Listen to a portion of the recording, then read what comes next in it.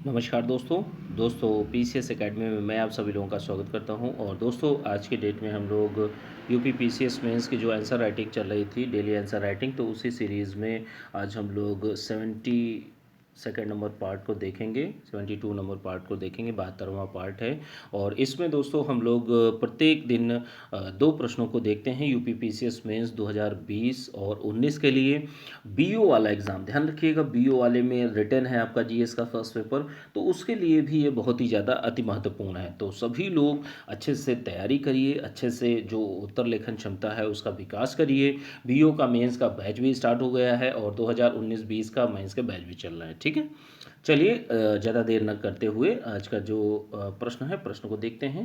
कि जैसे आज का जो प्रश्न है पेपर थर्ड का प्रश्न है और प्रश्न संख्या 143 है और 125 शब्द सीमा में इस प्रश्न को बहुत अच्छी तरीके से लिखना है। ठीक है, और दोस्तों वीडियो आप लोगों को अच्छा लगता है तो वीडियो को लाइक कर दीजिए और वीडियो को अपने फ्रेंड्स में शेयर भी करा दीजिएगा। चलिए आज का जो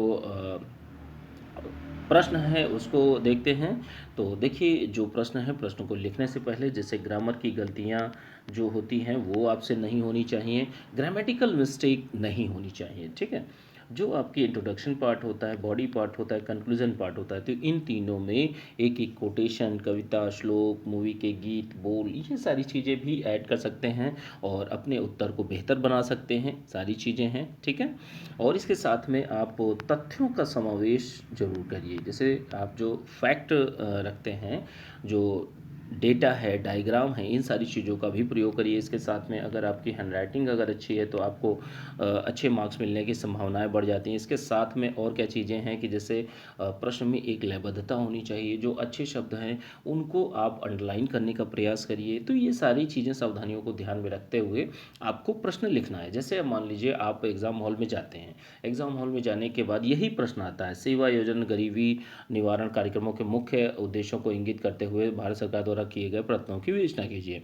तो यह प्रश्न है आपका। अब इस प्रश्न में आप सबसे पहले आपके दिमाग में क्या आता है? दिमाग में यही आता है कि मुझे इसमें कौन कौन से पॉइंट्स डालने हैं, कौन कौन सी डायमेंशन को कवर करना है। तो जो वो प्रक्रिया है उसी को यहाँ पर अपनाने का प्रयास किया जाता है और अच्छी तरीके से लिखने की प्रैक्टिस करवाई जाती है। ठीक है, तो जो प्रश्न है उसको देख लेते हैं कि जैसे सेवा योजना एवं गरीबी निवारण कार्यक्रमों के मुख्य उद्देश्यों को इंगित करते हुए भारत सरकार द्वारा किए गए प्रयत्नों की विवेचना कीजिए। कि जैसे हमारे यहाँ सेवा योजना और गरीबी निवारण कार्यक्रम का मुख्य उद्देश्य क्या है, जो कार्यक्रम है, जो प्रोग्राम चलाए जा रहे हैं, उनके मुख्य उद्देश्य क्या हैं। और इसके साथ में और क्या चीज़ें हैं कि जैसे भारत सरकार के द्वारा किए गए प्रयत्नों को भी आप लोगों को देखना है। ठीक है, अब देखिए भारत में जैसे गरीबी निवारण, देखिए भारत में अगर गरीबी की जहाँ तक बात करते हैं तो गरीबी बहुत ज़्यादा है। ठीक है, अब गरीबी निवारण कार्यक्रम के उद्देश्यों को बात कर लेते हैं। तो सबसे पहला पार्ट यही है, पहला पॉइंट यही है कि रोजगार के अवसर उपलब्ध कराना। भाई गरीब व्यक्ति है, कहीं ना कहीं उसको स्वरोजगार या रोजगार के अवसर, उसको कार्य मिले जिससे वह आय सृजन कर सके और अपनी सामाजिक स्थिति को बेहतर कर सके। और क्या है इसके साथ में कि जैसे शिक्षित बेरोजगार जो होते हैं, तो शिक्षित बेरोजगारों को स्वरोजगार करने हेतु सहायता करना, उनको वित्त उपलब्ध कराना, उनको पैसा उपलब्ध कराना, उनको हर तरीके से जो गरीबी की स्थिति है उससे निकालना, उनको कार्य शुरू करने हेतु या कोई भी जो आय सृजन हेतु कोई भी चीज़ स्टार्ट की जा रही तो उसमें सहायता करना। तो यह गरीबी निवारण कार्यक्रमों का उद्देश्य माना जाता है। और क्या है कि जैसे जो ग्रामीण क्षेत्र होते हैं, तो ग्रामीण क्षेत्रों में जीवन की गुणवत्ता में सुधार लाना। भाई सीधी सी बात है, जो ग्रामीण क्षेत्रों में जो गरीबी व्याप्त है और जो निम्न स्थिति में जो व्यक्ति जी रहे हैं, तो उन ग्रामीण क्षेत्र के लोगों को उनके जीवन की गुणवत्ता में सुधार लाना सबसे बड़ा मुख्य उद्देश्य माना जाता है। और क्या है कि जैसे गरीबों को प्रत्यक्ष लाभ देना, सरकार अन्य योजनाओं के माध्यम से, बहुत सारी योजनाओं के माध्यम से क्या है, गरीबी दूर करने का प्रयास करती है, हर तरीके से खाद्यान्नों को देती है। और इसके साथ में क्या है, डायरेक्ट बेनिफिट ट्रांसफ़र जो होता है, डीबीटी जिसको कहा जाता है, और प्रत्यक्ष लाभ, प्रत्यक्ष पैसा लोगों को दिया जाना चाहिए। ठीक है, तो यह दिया जाता है गरीबी निवारण कार्यक्रम के उद्देश्यों की जहाँ तक बात करते हैं। उसके साथ में क्या है कि जैसे जो गरीबी की स्थिति में जो निवारण की अगर बात करेंगे, तो निवारण में सिंचाई सुविधाओं का विकास करना, जिससे कि फसल उत्पादन अच्छा हो सके। जो किसान लोग हैं, जो फार्मर्स हैं, वो अच्छी तरीके से फसल का उत्पादन कर सकें और अपनी आय एक सुनिश्चित कर सकें और अपनी सामाजिक स्थिति को भी बेहतर कर सकें। निर्धनों को निःशुल्क खाद्यान्न देना, निर्धनों को क्या है, निःशुल्क खाद्यान्न उपलब्ध कराना, जिससे वह अच्छी तरीके से जो उसकी मूलभूत आवश्यकता है भोजन, तो भोजन प्राप्त हो सके। तो इसके लिए भी गरीबी निवारण कार्यक्रमों के उद्देश्य यह माना जाता है। और क्या है इसके साथ में, जैसे ग्रामीण अवसंरचना को मजबूत करना। भाई सीधी सी बात है, वो चाहे शहरी हो चाहे ग्रामीण हो, ग्रामीण में ज़्यादा गरीबी व्याप्त होती, तो इसके लिए उद्देश्यों की जहाँ तक बात करते हैं, तो ग्रामीण और संरचना जो वहाँ पर इंफ्रास्ट्रक्चर है और जो वहाँ की मूलभूत आवश्यकताएं हैं, उनको ठीक करने के लिए उनको मजबूत करना, ठीक है, उनमें सुधार करना और एक अच्छे अवसंरचना का विकास करना। तो ये सारी चीज़ें आती हैं गरीबी निवारण कार्यक्रम के उद्देश्यों के अंतर्गत। और क्या है कि जैसे जैसे वृक्षारोपण है, मत्स्य पालन है, ठीक है, तो मत्स्य पालन, वृक्षारोपण और बागवानी फसलों का उत्पादन, ये सारी के सारे कार्य किए जाते हैं। इनको भी प्रोत्साहन दिया जाता है, क्योंकि देखिए इन्हीं सारी चीज़ों से गरीबी को दूर किया जा सकता है। ठीक है, अब देखिए ये उद्देश्य माने जाते हैं। इसके साथ में आपको क्या करना है कि सरकारी प्रयत्न भी बताने हैं कि सरकार के द्वारा अभी तक गरीबी निवारण और सेवा योजन में सरकार ने कौन कौन से कार्यक्रमों को क्रियान्वित किया है। तो देखिए सबसे पहले तो बात कर लेते हैं राष्ट्रीय ग्रामीण रोजगार कार्यक्रम, जिसको 1977 और 78 में 1977-78 में इस कार्यक्रम को शुरू किया गया था। ये भी ग्रामीण रोजगार प्रोवाइड कराने में सहायता देता है। ठीक है, दूसरा योजना कौन सी है, जवाहर रोजगार योजना, जिसको 1989 में चलाया गया था। 3 स्तरों पर चलाया जाता है। इसमें भी स्वरोजगार और रोजगार प्रोवाइड कराने की बातें कही जाती हैं। ग्राम खंड, देखिए ग्राम स्तर पर, खंड स्तर पर और जिला स्तर पर इस योजना को लागू किया गया था, जवाहर रोजगार योजना 1989 को। ठीक है, अगली चीज़ क्या है, प्रधानमंत्री रोजगार योजना 1993। तो इस योजना को, इसमें भी यही चीज़ थी, रोजगार से संबंधित योजना थी और इसमें स्वरोजगार को मुख्यतः जो मूलभूत इसका उद्देश्य था वह था स्वरोजगार को बढ़ावा देना। ठीक है, लोगों को स्वरोजगार कर सके, इनके लिए हेल्प करना। गरीबों के लिए एक अन्य योजना चलाई गई थी, गरीबों के लिए स्वर्ण जयंती ग्राम स्वरोजगार योजना, तो इसको 1999 में चलाया गया था। अगली जो योजना चलाई गई है सरकार ने गरीबी निवारण हेतु, ग्राम समृद्धि योजना 1999 में चलाई गई थी।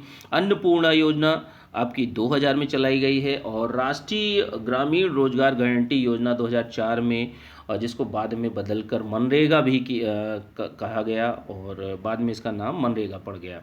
आजीविका, इसमें क्या है, इसमें मुख्य जो उद्देश्य माना जाता है, तो इसमें आजीविका को सुरक्षित रखना, 124 दिन का रोजगार देना, 120 दिन का, पहले 100 दिन का था, फिर बढ़ते बढ़ते आगे बढ़ाते चले जा रहे हैं। ठीक है, तो ये कुछ बातें हैं। तो सरकार की तरफ से बहुत सारे कार्य किए जा रहे हैं। प्रधानमंत्री ग्राम सड़क योजना 2000 में आई थी और मलिन बस्ती आवास योजना 2001 में आई थी। तो ये बहुत सारी योजनाएं जो हैं समाज में निम्न तबके के लोग जो हैं और जो गरीबी की स्थिति से बहुत ज़्यादा निम्न स्थिति में हैं, तो उनके बेहतरी के लिए, उनके जीवन यापन की गुणवत्ता में सुधार के लिए ये सारी चीज़ें, कार्यक्रम चलाए जा रहे हैं भारत सरकार की तरफ से। ठीक है, तो इसको आप लोग 125 शब्द सीमा में इस प्रश्न को बहुत अच्छी तरीके से लिखना है। इसको लिखिए और इसकी PDF दोस्तों आप लोगों को पेड व्हाट्सएप ग्रुप चल रहा है। BO मेंस का बैच स्टार्ट हो चुका है। UP PCS मेंस 2019 जो है उसका भी बैच चल रहा है अलग से, 2020 मेंस का चल रहा है। ठीक है, और इस समय देखिए लॉकडाउन की स्थिति, लॉकडाउन को भी बढ़ा दिया गया है, 17 मई तक बढ़ा दिया गया है। तो जो लोग भी इस समय अच्छे से मेंस की तैयारी करना चाहते हैं कर सकते हैं।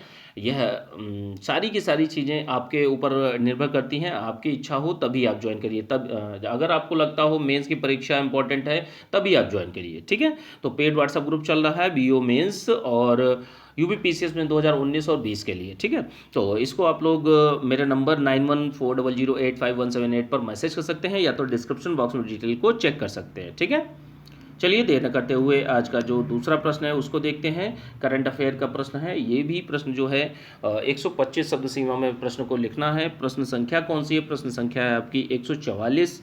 और प्रश्न को देख लेते हैं। स्मार्ट सिटी मिशन की प्रमुख उपलब्धियों की विवेचना कीजिए। देखिए, स्मार्ट सिटी मिशन जो इसकी शुरुआत की गई थी 2015 में, ठीक है, और इसमें मुख्यतः शहरों का विकास करना था। स्मार्ट शहरों का, स्मार्ट बड़े बड़े स्मार्ट सिटीज़ का निर्माण करना था इसका। और जैसे जो शहर भी हैं उनमें अवसंरचना का, संचार का, बाजार का, हर तरीके से चीज़ों को समावेश करना और अच्छे शहरों का निर्माण करना, इसकी चीज़ों को देखना, ठीक है।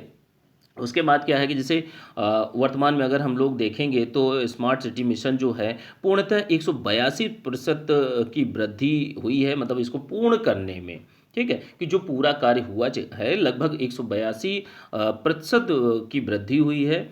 और जहाँ तक इसकी मुख्य बात जो है जो आपको बतानी है इस प्रश्न में, जो मेन कोर सेक्टर जो है जो आपको बताना है, जिसका उत्तर देना है, वो है आपकी उपलब्धियाँ। देखिए, उपलब्धियों की जहाँ तक बात करते हैं तो सबसे पहली बात यह है कि स्मार्ट सिटी मिशन जो है वो परियोजनाओं का पूर्ण होना, ठीक है, कि जैसे कहने का मतलब है कि पूर्ण होने वाली परियोजनाओं की संख्या लगभग 182% है। अब इसका डेटा कैसे देख सकते हैं कि जैसे परियोजनाएं जो थी 2018 में जो पूरी हुई थी, 318 परियोजनाएं पूरी हुई थी। अब 2019 में देखिए, ठीक है, एक ही साल के बाद में इसका प्रतिशत कितना बढ़ गया है? जस्ट डबल से ज़्यादा हो गया है, ठीक है, लगभग डबल के ऊपर ही है। 897 परियोजनाओं को पूरा किया गया है 2019 में। तो अब आप देख सकते हैं कि जो स्मार्ट सिटी मिशन है वो बहुत ही अच्छी तरीके से कार्य कर रहा है। स्मार्ट सिटी मिशन के अंतर्गत और भी क्या चीज़ें होंगी, जैसे स्मार्ट सिटी केंद्रों की स्थापना की जाएगी, जिसमें बड़े बड़े शहर, जैसे 10 शहरों का अभी हाल ही में विकास किया जा रहा है। और जैसे अहमदाबाद है, बड़ौदा है, सूरत है, पुणे है, नागपुर है, इनमें 10 शहर हैं। और भी अन्य शहरों का विकास किया जा रहा है। और इन्हीं पर जो 10 शहर हैं तो इन्हीं पर स्मार्ट सिटी केंद्रों की भी स्थापना की जाएगी, ठीक है। तो ये कुछ बातें हैं। अगली चीज़ क्या है कि जैसे जो स्मार्ट सिटीज़ होती हैं तो इसमें आपदा प्रबंधन में काफ़ी अच्छा काम किया गया है। हर तरीके से जो आपदा प्रबंधन की अगर कोई दिक्कतें आती, कोई परेशानियां आती हैं तो उसके लिहाज से जो स्मार्ट सिटीज़ हैं उनका निर्माण किया जा रहा है। अब देखिए, और अन्य उपलब्धि क्या है, जैसे शहरी परिदृश्य में सुधार। तो देखिए, इससे क्या हुआ है? इससे ये हुआ है कि स्मार्ट सिटी से जो शहरी परिदृश्य है उसमें गुणवत्ता में जो क्वालिटी है, क्वालिटी में इंक्रीज़ हुआ है, गुणवत्ता में वृद्धि आई है। और सुरक्षा की दृष्टि से काफ़ी अच्छा प्रयास किया गया है। जो सुरक्षा है, सिक्योरिटी है, उसको भी बहुत अच्छी तरीके से ध्यान में रखा गया है। और जितनी भी चीज़ें हैं, जो नियम कानून है, मानक है, वो भी लचीले हैं, ठीक है। लचीले का मतलब यह है कि उनमें चेंजेस किए जा सकते हैं, ठीक है। तो ये सारी चीज़ें हैं। और जो स्मार्ट सिटी मिशन के अंतर्गत जितने शहरों का निर्माण किया जाए तो उन शहरों में, सिटीज़ में क्या है कि जैसे त्वरित आपातकालीन सेवाएं भी दी जा रही हैं। पर्यावरण को भी ध्यान में रखा जा रहा है। भाई कहीं ना कहीं इन्वायरमेंट सस्टेनेबिलिटी को भी देखना होगा। भाई आप अगर संधारणीयता को नहीं देखेंगे तो आप तो एक कहते नहीं कि विकास के नाम पे आप इन्वायरमेंट को नुकसान पहुंचाएंगे, पर्यावरण को नुकसान पहुंचाएंगे। तो ऐसा नहीं होना चाहिए, ठीक है। तो इन सारी चीज़ों के लिए ध्यान रखते हुए भारत सरकार ने स्मार्ट सिटी मिशन स्टार्ट किया था और उसी के तहत बड़े बड़े शहरों का विकास किया जा रहा है। स्मार्ट सिटी केंद्रों की भी स्थापना की जा रही 10 शहरों में। तो ये सारी की सारी उपलब्धियां हैं आपके स्मार्ट सिटी मिशन की, ठीक है। तो इसको अच्छे से 125 शब्दों में, 125 शब्द सीमा में आप लोग लिखने का प्रयास करिए। अच्छे से इसको लिखिए, ठीक है। चलिए, ठीक है, थैंक यू देखने के लिए।